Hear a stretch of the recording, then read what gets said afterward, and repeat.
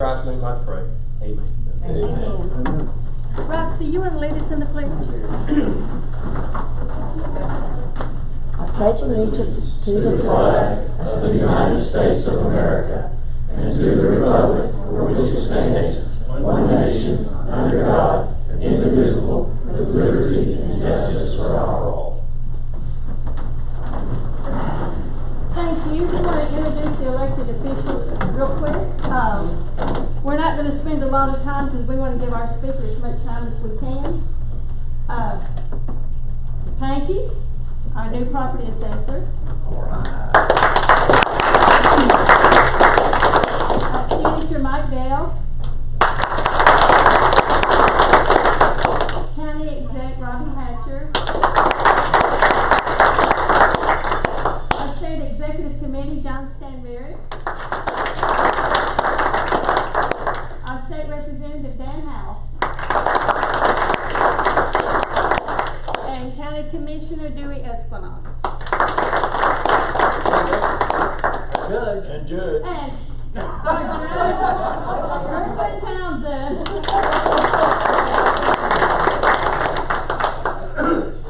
You're too little, that's what they say. I was hiding behind Mike Bell. Yeah. She could, I heard her that she couldn't see me. Yeah, that's right. Okay, under old business real quick, I kind of want to tell you we've been really busy this month. On September 19th, we took our truck train to McDonald's in Ocoee, and we had people that stood out and waved signs, and we sold signs and our merchandise, and Dale Ark was there to help us. Roxy was there to help us. Of course, Anna was there. And then on the next Saturday, the 26th, we was at the wagon train. And then for Saturday and Sunday afternoon, after church, we was at the 411 yard sale. And again, Roxy and Mr. Ark helped us with that. And we're trying our best to get the word out, but we had a lot of people come by, and they're just so energetic for Trump, so we just need to continue to pray for them. Of course, we've got a Reagan Day dinner coming up Saturday, and it's going to be at 1 o'clock at our Cory Ridge Camp. If you haven't gotten tickets, we've got some here today. They're $20, table of 6, table of 8 is $160. So be sure you get with us if you haven't bought your tickets or tables, and we'll take care of you. We need to turn an account Wednesday morning, so kind of get with us tomorrow if you can, and just let us know. Okay, and we're going to turn this over to our speaker now, so we have plenty of time. And Mike Bell is going to introduce Mr. Boyd. Right, well, thank you. And I actually messaged Lita today and asked her if I could introduce Tyler, because I got to know Tyler pretty well over the last, year and a half. We knew each other before then, but when he started this book he's going to talk to us about tonight, he messaged me and asked me if I would read a manuscript before it was published and offer a blurb for the book. So if you look at the book and, I'm going to knock this display down, and open it up where people, say good things about a book that was written, I'm actually listed there in the first one in the book. And that's just because my name's Bell and not Thomas or whatever. So it was done alphabetical. But I knew the story of Harry T. Byrne and how he made the vote, the pivotal vote, giving women the right to vote, making Tennessee the state to ratify the 19th Amendment. And I knew he made that pivotal vote, but I told Tyler when he asked me to read the manuscript, I never knew all the other things that Harry T. Byrne did. Now, first and foremost, for our purposes, he was a lifelong, rabid Republican. And that's first and foremost for this group in here. He was a very, very devout Republican. His family was a Republican family. But among the other things that he did, which were many, he he attended all 4 constitutional conventions that the state had of the whole of the 20th century, starting in 1921, 22, going all the way up to 1977. He attended those constitutional conventions and was just a man of many means. I'm not going to steal any more of Tyler's thunder because I know he's going to tell you a lot about him. But one of the things that Representative Howe and I want to do as a gift to everybody who came tonight, we're going to cover the cost of one of these books for every family who came tonight. So if you came tonight, get a book, and Dan and I are going to cover the cost of that as a gift to the people of the Republic County Public Department. Tyler Boyd. Thank you, Senator Bell. Thank you, Lisa, for inviting me. It's great to be here in the old digs of Birch Digs. So right out of the gate, you know I'm going to go with this. Okay, I want to get into some of the history of this county, and it's actually related to one of my next books. Although that'll be a few years. So this stuff is not going easy. So, okay. Well, this is a big year, as you guys know. It always an election year. It's the 100th anniversary of the ratification of the 19th Amendment, which extended the right to vote to all American women. We're talking about tens of millions of American women here that finally secured the right to vote. And it's only been 100 years. And it's all because of someone who played a small crucial role at the very end, who lived one county north of here in McNeil County, who has other ties to Polk County from later in his life that aren't quite as pretty. Let's just put it that way. So, all right. So, I'm going to pass some things around for you guys to see. In addition to this, since I couldn't get this old computer to work with this thing, I need to get a new Mac. This is 10 years old. But I gave a presentation to the Polk County Historical Genealogical Society in Marion, Crestwood back in February, back in ancient history, before we were during this pandemic. And I already had something prepared here. And Marion called this "Always Mind Your Mama," Harry T. Byrne, the 19th Amendment. Now, you guys know Harry T. Byrne is known for passing a deciding vote to ratify the 19th Amendment to enfranchise millions of women. You probably knew he was really young. At the time, he was 24 years old, going on 25.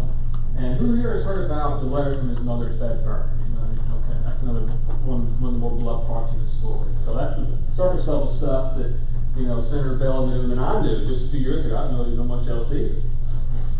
So I wanted to write this book to help celebrate this intent, to help tell the life story of a staunch East Tennessee Republican, because it doesn't end in 1920, it's just the beginning. And I wanted to set the record straight. There's a lot of errors out there about him that were spread around in newspapers and magazines and now on the internet, and it's just awful. So I wanted to get it all right. So one myth is that he was opposed to women's suffrage. He didn't want women to vote, and he was actually voting no on the amendment. And then all of a sudden, his mom writes him a letter, which is myth number 2. The letter is admonishing and browbeating, threatening. If you don't vote yes, don't bother to come home, don't put your feet under my table ever again, I'll disown you. None of that's true. And the third one, which I wish was true, fearing, because it made for a great movie, fearing for his life, he was chased out of the Capitol building by an angry mob of anti-suffragists. So just think about, I don't know how wide the legends are outside this courthouse, but of course it's not as tall as the Capitol building in Nashville, but he did go out the window, but it's not quite the story people think it is. Alright, now, these are Harry's parents. These are our common ancestors. The man on the left, Harry's father, comes from a family of staunch Unionist Republicans. 2 of his uncles died fighting for the Union in the Civil War.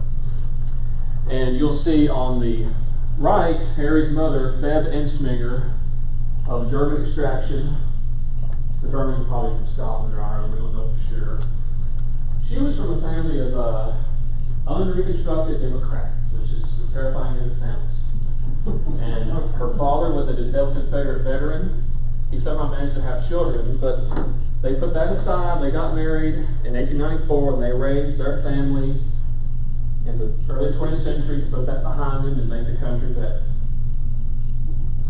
Now here's the family home in Iowa. It doesn't look like this anymore because Harry replaced the front with a portico, but this is the home in Iowa, just north of town, where Harry T. Byrne was living at the time of the special session, and also this is where his mother wrote the letter to him on the front porch of this home.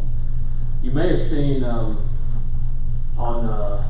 guys can get WR down here, but if you saw anything maybe on WDEF or WRCB, they did a story on the Suffrage Bureau.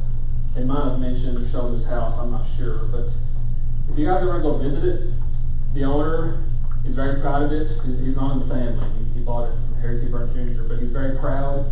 It's on Farrell Street in Iota. It's 2 R's and 2 L's, and there's actually a plaque on the front gate that says former home Harry T. Burns. He loves giving the tour, so just show up and he'll show you around. Okay, now as I show this, I'm going to take you back to 1918. I'm going to pass this around. Harry first ran for office at the age of 22. The state representative seat, currently held by Mark Cochran from McMinn County, was vacated because Herschel Candler was going to run for the state senate. And he encouraged Harry to run, a lot of others did too at the time, and he was a staunch Republican, to run for the seat. And this is one of Harry's original hand cards, or push cards, from 1918. So this used to be white. You guys can take a look at that. It's already green, but don't worry about that. Just don't get it taken out of the plastic. But now here's a newspaper article. Candidate for Republican nomination for representative. Your vote and influence will be appreciated, and I pledge to you that I shall always conduct myself so that anyone voting for me shall never have cause to regret having done so. Now, Ford family is from Riceville. An elderly Civil War veteran, Union veteran from Riceville, decided he wanted to run for this seat. He's in his 70s, obviously Civil War veteran, 1920s, he's pretty old. But this little kid named Harry Byrne beats him in the Republican primary. And then Harry goes on to win the general election. He serves the 1919 session, not much happens that year. Well, right when that session adjourns in April, you guys usually get done in April, right? Except for years like this. And in June, and this is a coincidence, I don't know, obviously it wasn't meant to be, but the day the 19th Amendment was proposed to the states for ratification, and the Congress passed it, was June 4th, 1919. You know who was born that day? Hillary Clinton's mother. Isn't that crazy? I guess it wasn't meant to be, thankfully. So, nonetheless, you have to get 36 out of 48 states to have an amendment at the time without Alaska one. So to give you an idea of where these states were in 1919,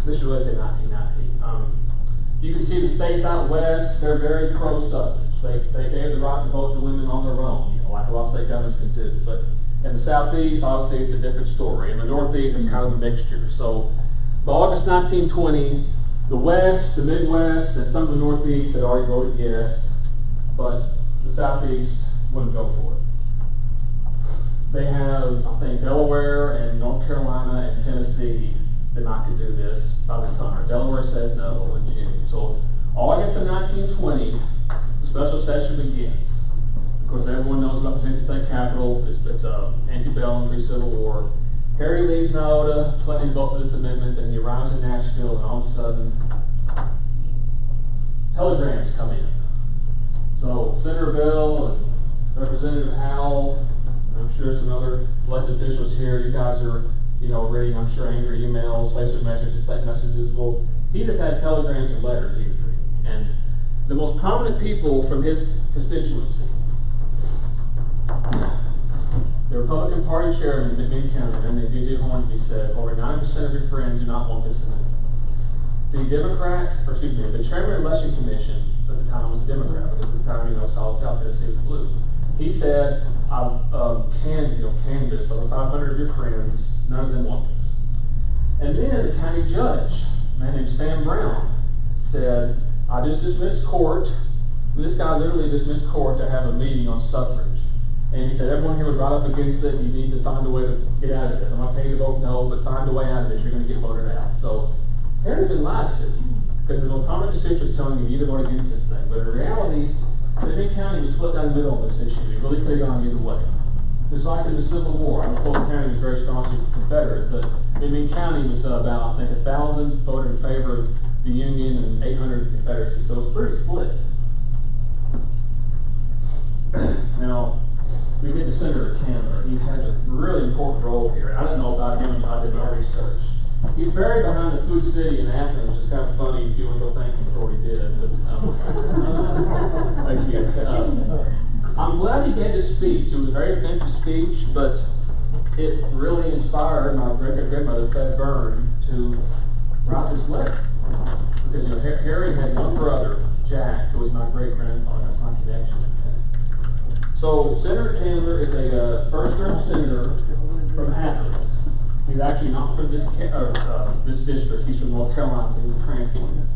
I always like to emphasize that to people that think he's Tennessee. It's a bunch of racist, sexist bigots. Well, this guy was. He was North Carolina. And a friend of mine, Judge Carol Ross, who some of you may know, he did some research on Senator Chandler's ancestors in North Carolina, and what do you know? They're all federal Democrat. That's a shocker.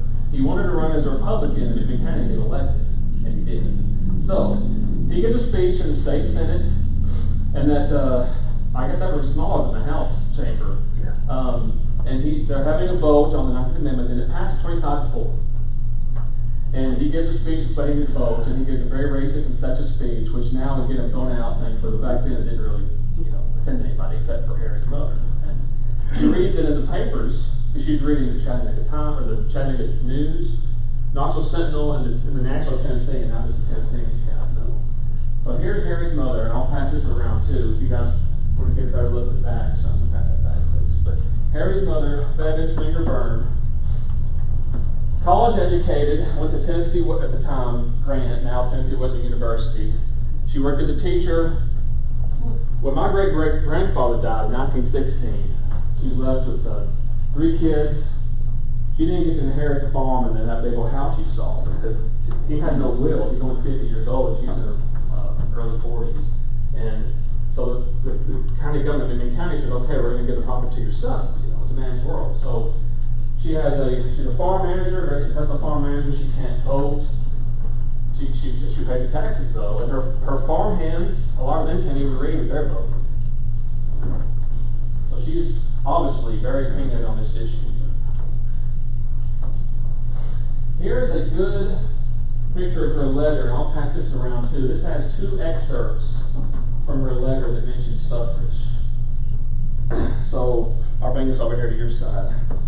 This letter is written on small paper and pencil because she didn't have any ink. It's very casual.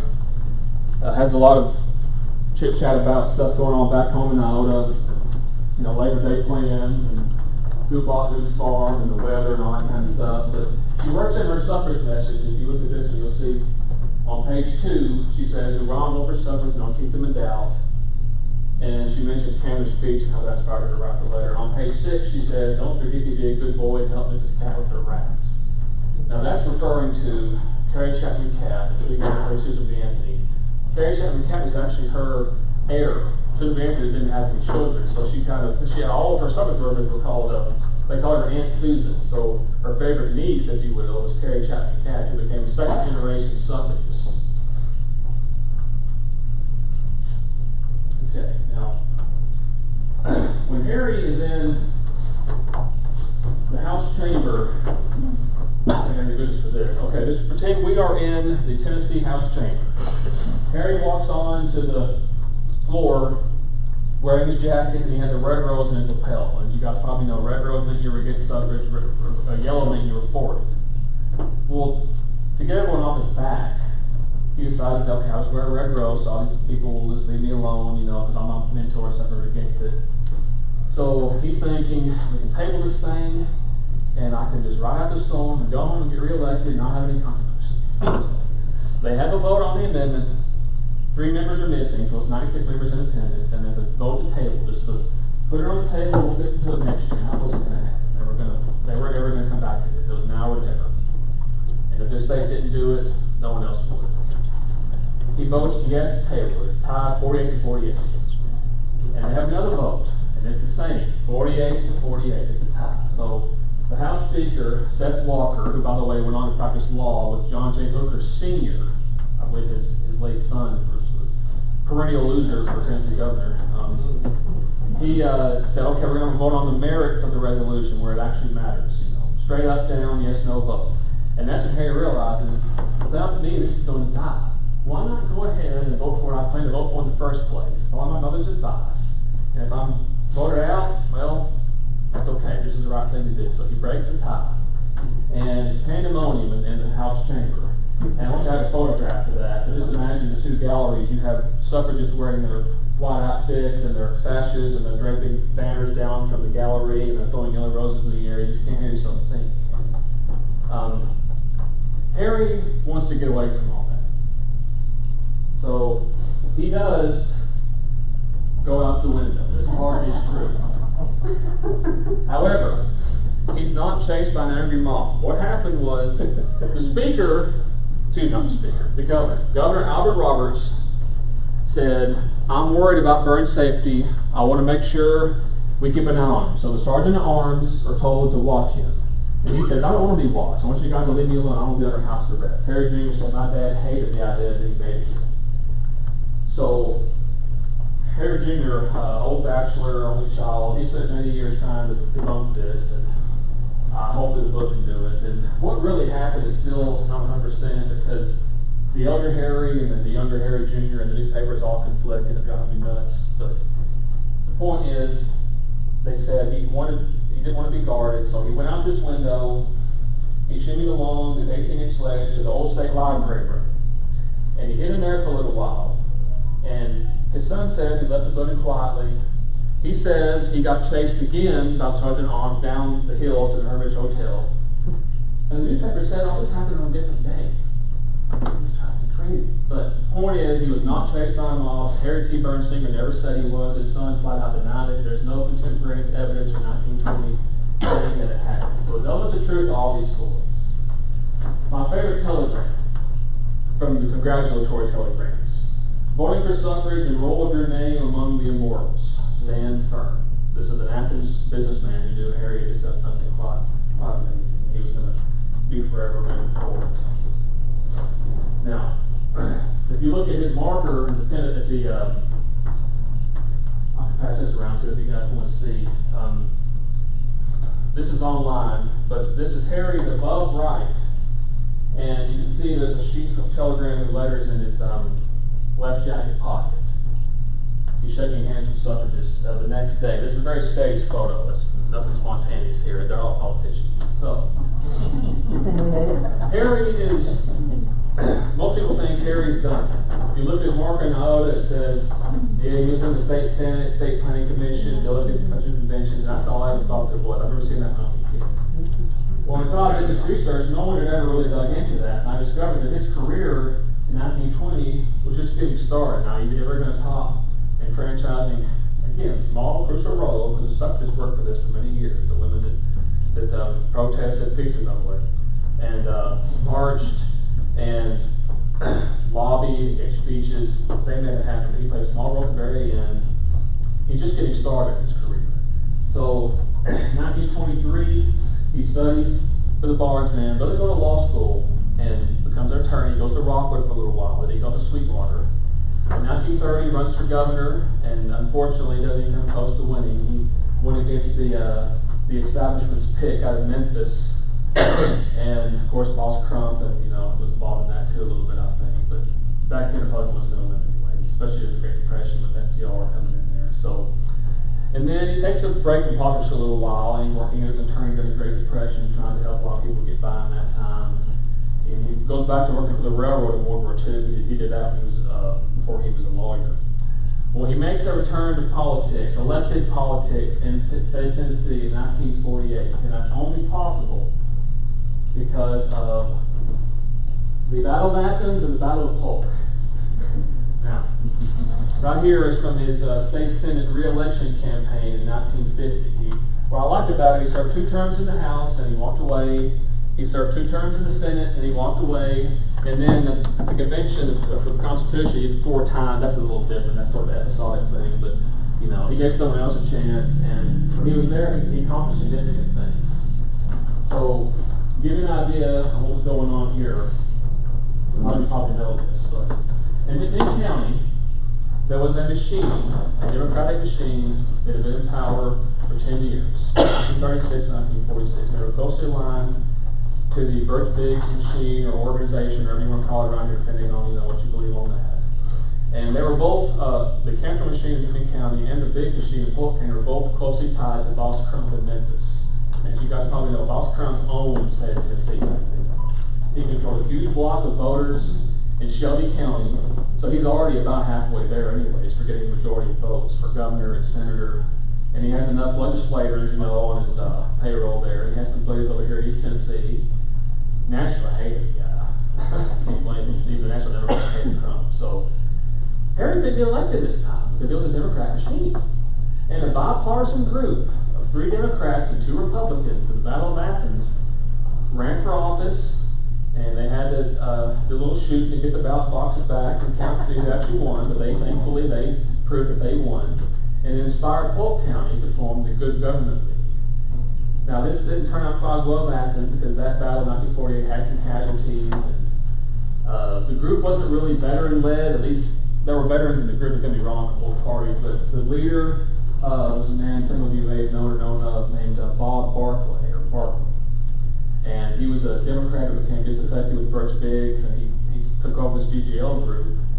And I think what happened was when they overthrew the Biggs machine in 1948, and this courthouse was here, this courthouse was in the 30s, I think that, this is my opinion, I'm doing a book on this too, I think Barclay kind of got the idea, okay, Biggs, I lived with this for so long, why can't we get away with it? Our heart's in the right place. No, it's not how it works. If you're going to throw out a bad guy, you got to be good. And Harry even said you can't use the words Good Government League as a halo. You've got to, govern properly, not be as bad as the guys that came before you. So, in 1948, Harry, right, this is the 3 months after the Battle of Polk, where they throw out the Birch Biggs organization. Harry's elected to the state senate for pretty much the district the Senator Bill represents now, except it's only Cleveland, not Olive Bradley, for him, and also that he includes Meg. So at the time it was just Olive Bradley and then Polk, Monroe, McMinn. So a pretty good congruous district. And he wins easily. And in 1949, he helps author a lot of election reform laws. But it's not just here, all over the state. There were a lot of elections stolen. And he made it actually, he offered a law to make it a felony to conspire to steal an election. And the Tennessee Press Association, the Tennessee Press Association actually endorsed this anti-election fraud, prevention law. So that's what happened now. And then in 1950, this is his re-election campaign poster. This is one we have some trouble. 1950 is an election where there's a state representative race, and this is back in the day, I'm sure you know, they used to call this a flotario representative because you're kind of like a floater between Bradley and Polk counties. Just like now, it is Ray and Meigs. I think they have the same representative. I'm not sure who that is, but no, he's actually the representative for Meigs. Ray's got another one. So yeah, so his district is Meigs, Polk, and part of Bradley. Okay, so you're really a floater then. Back then, I think it was all of Bradley and Polk, and then it was Meigs and Ray. So Frank Lowry. He was a formerly Democrat, and he joined the GGL to try to help get rid of Birch Biggs. And he was elected in 48, 46, and then 48. And then in 50, he's running against a disabled World War II veteran from Cleveland named Thomas Johnston, who's a non-Biggs Democrat. I need to emphasize that. And there's also a Republican running, I think a man named Arp. And of course, Vance Davis, who was the county judge, who was a deputy for Biggs, was the running for state senate. He loses to Harry, it's a clean election, but the state house race is a little bit different. It looked like Lowry had won. And then, a few days after the election, this is from the Polk County News. I didn't know this. I'm looking through microfilm 3 years ago, and I discovered that the Battle of Polk wasn't in all that trouble either. Fraud charged in Polk vote.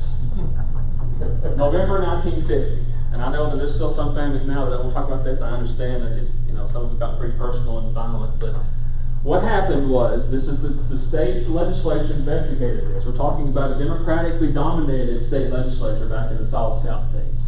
They concluded that Frank Lowry, the GGL, former Democrat, had benefited from ballot stuffing when he defeated Thomas Lynn Johnston, the non-big Democrat from Cleveland.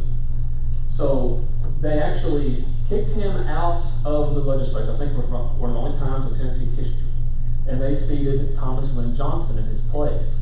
And Harry was just absolutely livid when this happened. And he went after Bob Barclay, the GGL, and said, you can't use Good Government League as a halo. You're no better than the Biggs guys. And if you don't go, then all your people go. So Barclay would have stepped down as the chairman of the GGL. So Harry had introduced legislation to get rid of the county commission where Barclay was the chairman. So I should back up a minute. I should have told you. After 1946, the Battle of Athens, both McMinn and Polk counties had a change in county government. Before that, as you guys know, they had the quarterly courts. Well, after that, they wanted to try to find a way to take away power from those old corrupt county courts and make it a county commission, giving them a little more power with finances and differently drawn districts where you had a more fair election, you know, because you had some gerrymandering with the local districts and all that. So, in Polk County, to pretty much to financially strangle the Birch Big machine, Barclay became the chairman of the Polk County Commission, and they were doing fine. And then all of a sudden, in 1950, Harry thinks behind this fraud. So after Barclay refused to step down as chairman of that organization, Harry passes a law, and the governor signs it into law. Harry writes it. It gets rid of the county commission. So you're back to the county court with allegedly all the old Birch Biggs people. That's what they were all saying. Well, not really. Because if that were true, they would all come back, and they didn't. Biggs was done. I reckon Biggs was laughing all day. I don't care what happens. He's done. He's retired. So Harry was making a point. If you abuse your power, you're going to lose it. And unfortunately, that was the murder of August Lewis, and I should show you right here. The man on the left is Frank Lowry, who wasn't the winner, and the man on the right was Thomas Johnston, the disabled World War II veteran who actually did win. And the fact that Harry, a Republican, is working with a Democrat to do this shows you this is a bipartisan effort to clean up politics that had plagued the good people, as Harry said, the good people of this county, who really had no way out unless they had outside help because the big machine had gotten so much power here.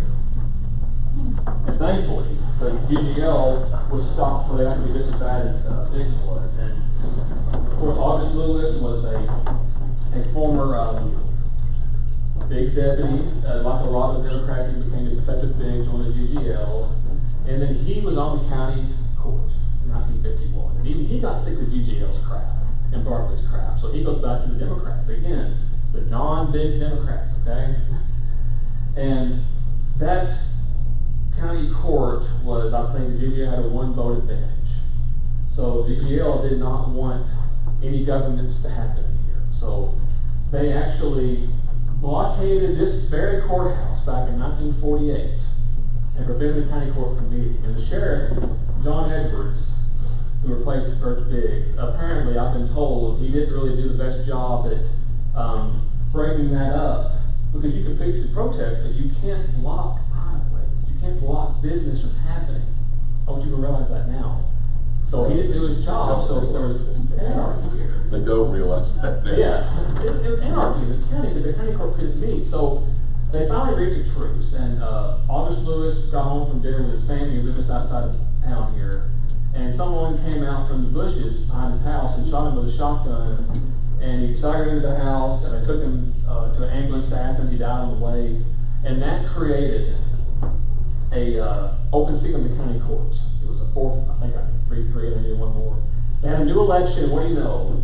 GGL wins. They get back into power, and thankfully, after a few more years, they kind of cooled things down. They got to be a pretty good group, but at first they were pretty rough. I hate to say it. It's a shame. And Lewis's murder, they say, just completely shocked this county, and everyone's just stayed quiet and didn't discuss a lot more of this kind of politics. And it's really sad what happened in this county, and I look forward to learning the truth about it. And I hope that me being from a county close by, but not being a native, I can maybe do an objective job of looking at it, because I was from here, I'm sure half the place would hate me, because I have relatives who are like, don't you do this, but I'm not from here, so I'll do the best I can. Well, Harry goes on to, after he leaves the state senate, he had enough of that. 2 terms, I'm done, enough of all this stuff. So, I believe Senator Bell was thinking of the 1924 convention they never actually held. Okay. See, in 1870, the Tennessee Constitution was amended, of course, outlaw slavery, and of course, implement all the Jim Crow segregation crap. And in 1953, you had 83 years where the Tennessee Constitution was unchanged. The longest unamended constitution in the entire country. They tried to have a convention in 1924, and Harry was a delegate from Roane County at the time, but the people said no, it has to have a referendum. It was a really close referendum. So finally, in 1953, they had it. And he's a delegate from Roane County in 4 conventions, from 1953, and again in 59, 65, and 71. He goes on to advocate to lower Tennessee's voting age, voting to get rid of Tennessee's poll tax, which is how these machines thrived. Because they would buy these blocks of poll chapter seats, and then they would hand it out to people, and they say, okay, here you go. You get a ballot, we fill it out for you. You can vote for birthdays, you can vote for all kinds or whatever. And put this in your pocket, and you go in there, you get your real ballot, you put that in your pocket, you put the marked ballot in the box, you come back out, you get the ballot they gave you is blank, and we'll give you some whiskey. Now, everyone did this, Republicans did it too, but Democrats were a lot worse, especially at this time. And that's why they got thrown out in all these ballots. People had enough. Even Democrats were in the UGL ballot ballots. It was a bipartisan thing. So the poll tax, he helped get rid of that. And he also helped get rid of some gerrymandering that would happen in the state legislature, because the state legislature lines were drawn to where the rural blocks had a small amount of people, and the urban blocks had huge amounts of people, obviously. But you may have had, let's pick on Moore County, Jack Daniels country. Let's say they had a representative, 20,000 people there. And let's say downtown Memphis, 100,000 people. Okay, but they each have a representative. That's not fair when you have 100,000 people and 20,000 people have one representative each. It's supposed to be evenly drawn. And it was really the agricultural versus urban interests, and agricultural interests been getting in their way. And also, you have to remember who lives in the cities. African Americans. They don't want them voting. So Harry said, we got to fix this, we got to make this right. And the Supreme Court intervened, actually, in Baker versus Carr, which is one of the top 10 Supreme Court decisions of the 20th century, that said, and that's when the Supreme Court actually started getting into politics, which is could be good and bad, but depending on who you are. But that needed to be done, because they had to draw these lines fairly. You have to have every single district with an equal amount of population. That way every senator and representative's vote is equal in the legislature. So he played a part in that too. And in 1971, which is something that Senator Blackburn really loved learning about this.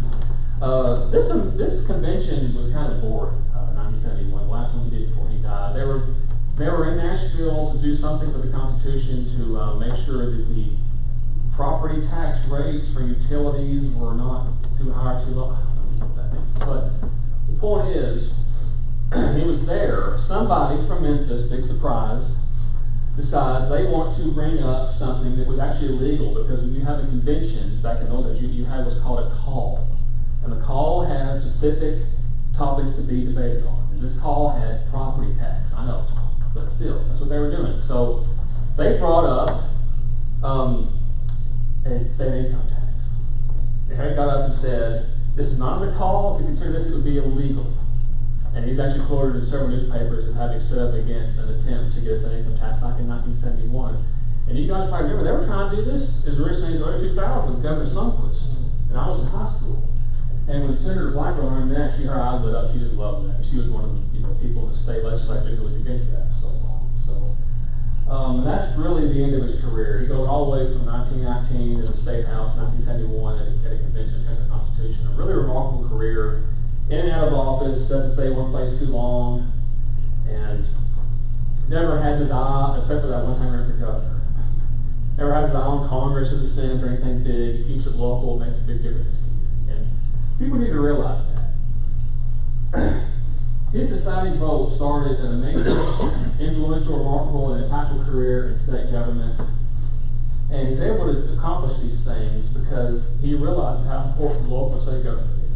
A lot of people now, especially young people, are all focused on, what's going on with the Supreme Court or the Congress or the President. Those things are very important, don't get me wrong. But there's so much more to it than that.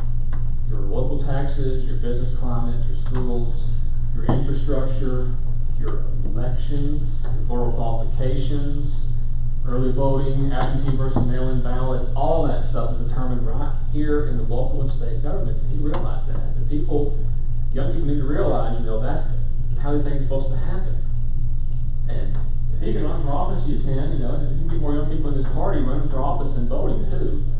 And I should have also mentioned, I'm about to wrap this up, he, of course, he worked as an attorney, but he was also a bank president in Rockwood, so he did things out of politics too. He actually had a life in the private sector and grew successful, so it wasn't really just a career politician who just stuck around forever. And he had really remarkable foresight, and a lot of things our time had yet to come, and he was supporting, even if they were unpopular, like lowering the voting age, and getting rid of gerrymandering in Nashville, things like that. So, and this is how the house looks now. Like I said, if you would go to Maryland and visit, you can. This is Harry added the new columns, and he had the gardening, the landscaping now isn't quite ideal, unfortunately, but at the time it was really just a beautiful place. And it's antebellum home.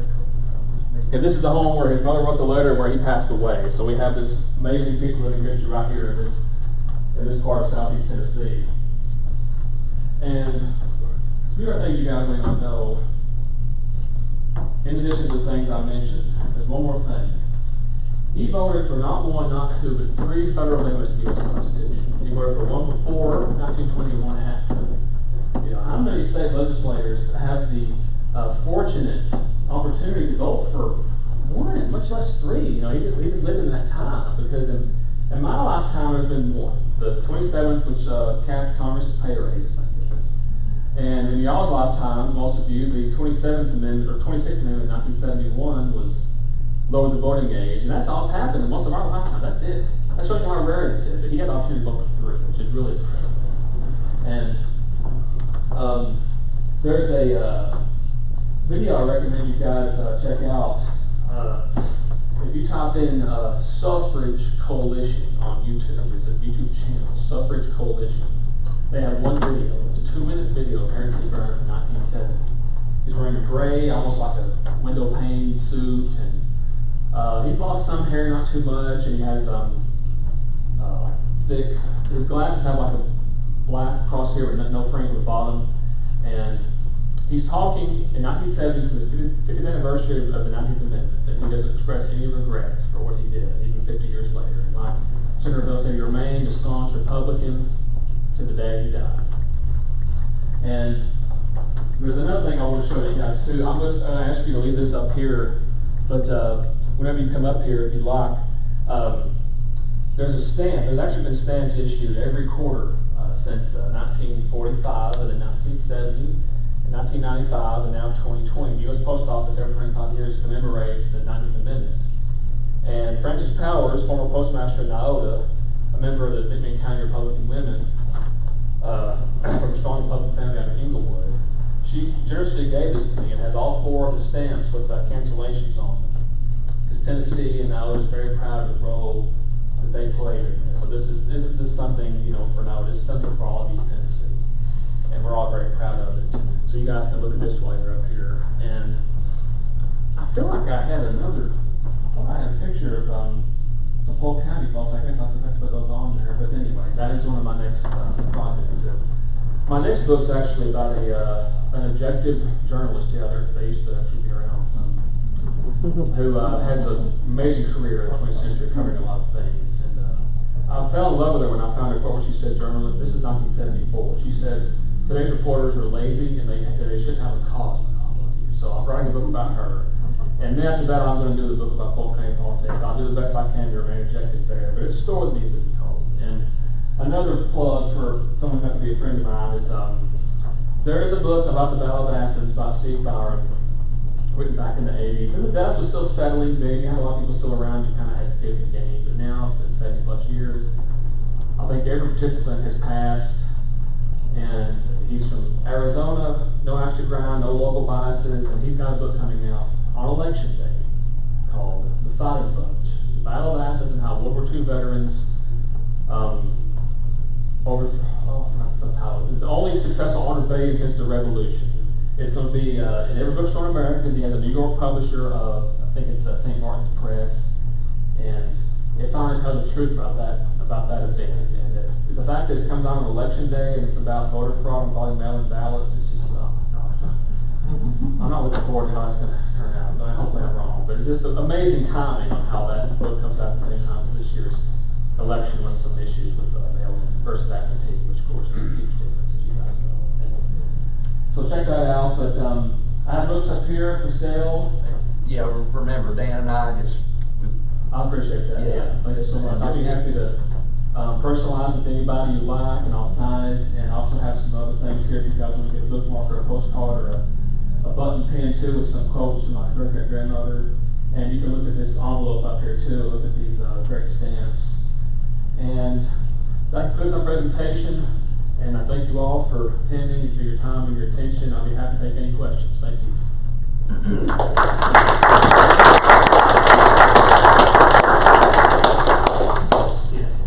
Just curious, if you did any research, following his suffrage vote, the following election cycle, any idea what percentage of female vote he got?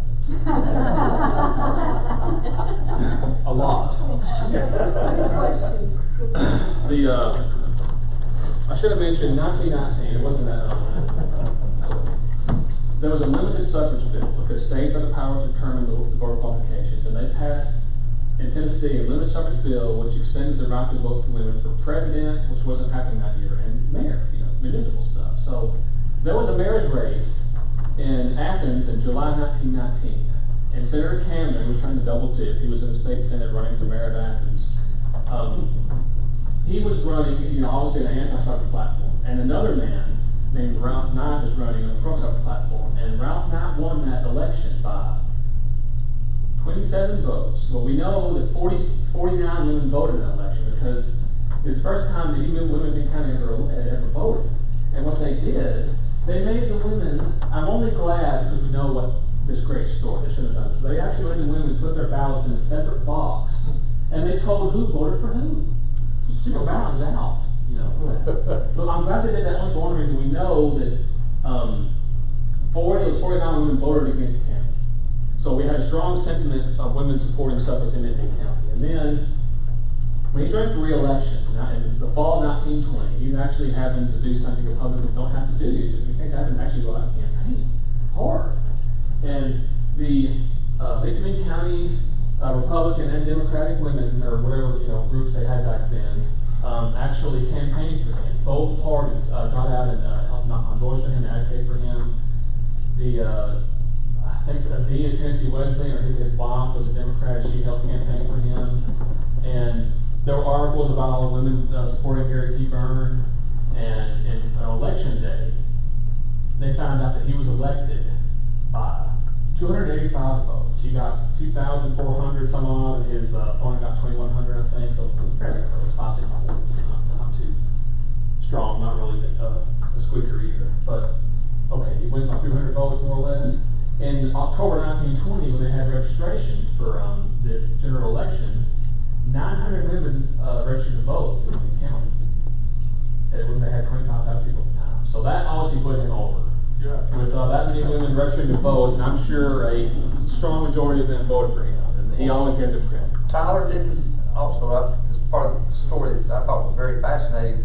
Candler, who you already mentioned numerous times, who was the most vocal opponent of suffrage in the Senate anyway, maybe the legislature in general, actually though campaigned in favor of Harry T. Byrne. So he kind of let bygones be bygones. We're both Republicans. We might have disagreed on this issue, but I'm with you now. So he helped him in that election, didn't he? It's important to remember, despite all the Senator Candler's flaws, once the legislature had spoken, the majority voted for this thing, and he said, Harry T. Byrne's my protege, my friend, he voted his conscience, and I'm going to help get him reelected, and he did.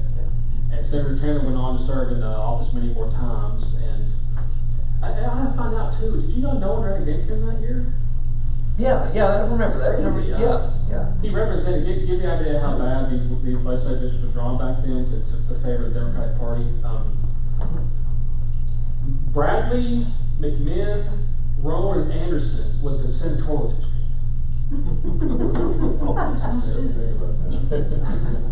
And that was Candler's district, so it was still Republican, but they did everything they could to try to have Democrat. I think of East Tennessee back then, I think they had a handful of Senate districts, and the rest, of course, were Democratic. And East Tennessee, Middle and West were all Democratic. So yeah, Candler did help Harry, and that was appreciated.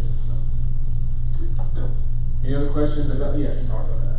Do you think that because he was a Republican, we haven't seen the national recognition of him that we might have if it fit the narrative? I think that does play into it. I think that, of course, it's hard to get attention for anything. There's so many things are taking our attention with the internet now, and of course, this year everything's about impeachment, pandemic, protests and riots, and debate, all that kind of stuff. But I do think that one, there's some resentment that a man, a man's getting the credit, and I think people that say that are kind of misguided because there are people who will phrase things for expediency. I know it gets frustrating, but when you're writing things, you've got to keep it short, you got to keep it succinct, and they say, this man gave women right to vote. And that's, technically not true because, it was something that they worked for, but he played a big, important role that should not be underemphasized.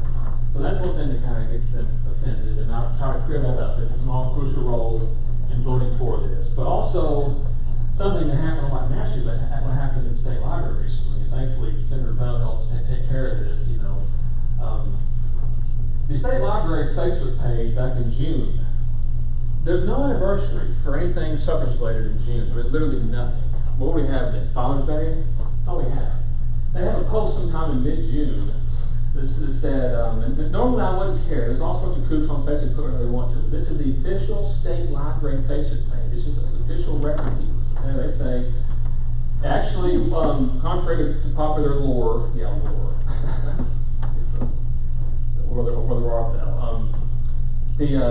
the deciding vote was not cast by Harry T. Burn. That was actually Banks Turner, who was a Democrat from Gibson County in West Tennessee. Now, Banks Turner did play an important role. He's actually on that postcard. He's actually the gentleman on the far left in like a light-colored suit, and he has kind of little small eyes. He did play a big part. Whenever they had the vote to table, he was expected to vote yes for table, and that would have ended right there. But he votes no, and he does it twice. And even the second time, Speaker Walker, just imagine Speaker Sexton came up to you and put his arm around you trying to intimidate you. That would be uncalled for, unprofessional. And he did that to Turner. Turner said, no, I'm voting no to table. So he set up Harry's vote. He shouldn't be underemphasized, but the deciding vote was cast by Harry T. Burn. Every newspaper said it. There's been numerous documentaries nationally, including Ken Burns, no Republican, who have recognized Harry T. Burn as having done this. All of a sudden, this TSLA Facebook post makes this claim, and I'm investigating it, trying to email and be polite as I can, and it was like, well, intent getting them to correct that, and finally Trey Harvey stepped in, Secretary of State, and they took it down, and Senator Bell and Senator Cochran wrote that resolution to recognize who it really was. And I, of course, this is pure conjecture, speculation, this is just my opinion. I think that the employee of the TSLA who made that Facebook post wanted to emphasize the Republicans from East Tennessee and emphasize the Democrats from West Tennessee, and that is not right. You have to give credit where credit's due. And there's It's not just speculation, that's what happened. There's this myth that the Democratic Party are the heirs of the suffragists and the Republican Party are the heirs of the Democrats. That's not true. Both parties played a big role in this, but Republicans played a huge role. In the Congress, the first suffrage resolution, of course, got voted down in the U.S. Congress, was passed by a Republican in the House and the Senate. And of the states that voted for it in 1920, the majority of them were Republican. The Republican Party chairman actually sent email. Listen to me. He sent Harry a telegram in 1920 saying, "You need to vote for this thing." There was plenty of Republican support for the 19th Amendment. That's just a total myth that it was a Democrat-Republican thing. It was not at all. So, yes. You mentioned earlier that the South was solidly against it. Of course, the South at that time was solidly correct. Yeah, How ironic that a Republican cast a deciding vote in solidly anti-suffrage South. Yes, in East Tennessee, the pro-union side of pro-union sect of Tennessee, from technically they weren't in there yet. I know you guys have always been in Chattanooga district, which makes sense, but Benton County for a long time was in Tennessee too, Congressman Burch's seat. And that is the longest consecutive Republican district in the country. It's been in Republican hands since before the Civil War. Think about that. 160 some odd years. So there was someone from that district who had the deciding vote, a deep red area and a blue state, and we're very proud of that.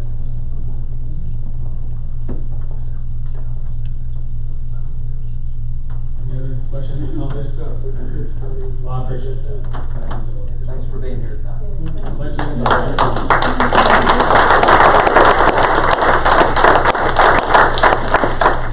I bet you Nancy Pelosi was there at the House of Representatives.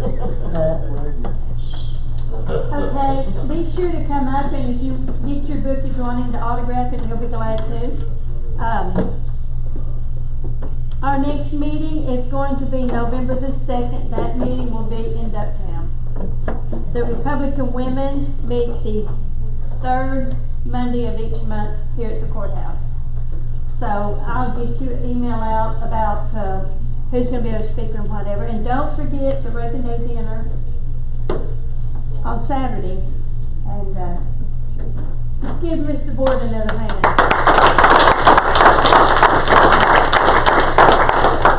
Hey, Lydia. Yes. How is our young Republican thing doing? I mean, it's Well, I don't know. I talked to him today, and he didn't have a lot of information, but he's working. So. All right. Thank you gonna very have much. our signs on Yes, the John.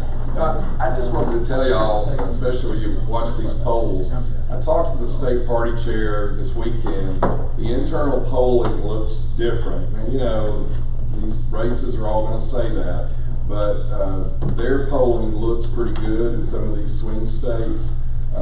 Minnesota may even be in play.